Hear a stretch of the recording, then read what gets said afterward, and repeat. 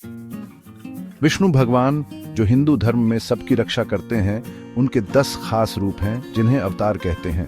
इनमें से एक बहुत महत्वपूर्ण अवतार है वराह, जो एक सुअर का रूप है। वराह बहुत बलवान हैं और कभी हार नहीं मानते। वो दिखाते हैं कि भगवान कितने शक्तिशाली हैं और दुनिया को मुसीबत से कैसे बचा सकते हैं।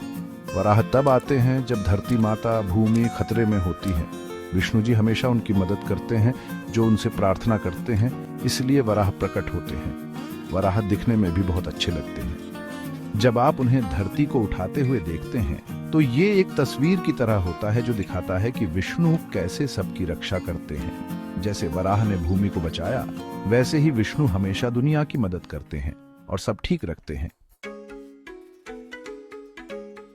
भूमि मुसीबत में है।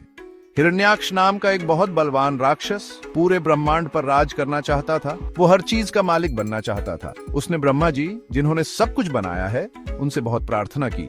ब्रह्मा जी को हिरण्याक्ष को एक वरदान देना पड़ा, जिससे उसे हराना बहुत मुश्किल हो गया। हिरण्याक्ष अपनी नई शक्ति से इतना खुश हुआ कि उसने हर जगह परेशानी करना शुरू कर दी। वो सब कुछ नियंत्रित करना चाहता था, यहाँ तक कि देवताओं को भी। उसने बहुत बुरा काम किया। उसने भूमि, धरती माता को पकड़कर पानी में खींच लिया। पूरा ब्रह्मांड पागल हो गया, सब कुछ गड़बड़ हो गया और सब डर गए। भूमि के चले जाने से देवता भी चिंतित थे कि क्या होगा। सब कुछ टूटने वाला था। भूमि ने विष्णु जी से बहुत प्रार्थना की।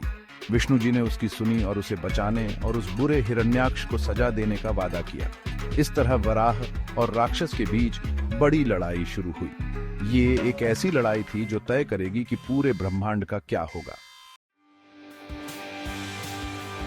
भूमि बहुत डरी हुई थी और ब्रह्मांड को मदद की जरूरत थी, इसलिए विष्णु वराह बन गए।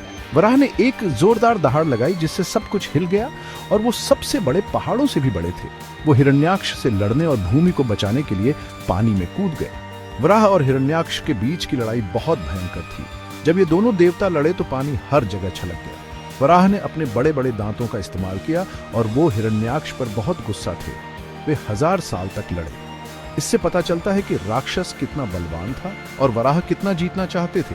ब्रह्मा जी के वरदान के कारण हिरण्याक्ष सचमुच बहुत कठोर था, लेकिन वराह और भी ज्यादा बलवान थे क्योंकि वो विष्णु थे। आखिरकार वराह ने अपने दांतों से हिरण्याक्ष को पानी से बाहर उठा लिया। वराह की ताकत देखकर राक्षस हैरान रह गया और वो छूट नहीं पाया। हर कोई देख रहा था कि इस बेहद महत्वपूर्ण लड़ाई में कौन जीतेगा।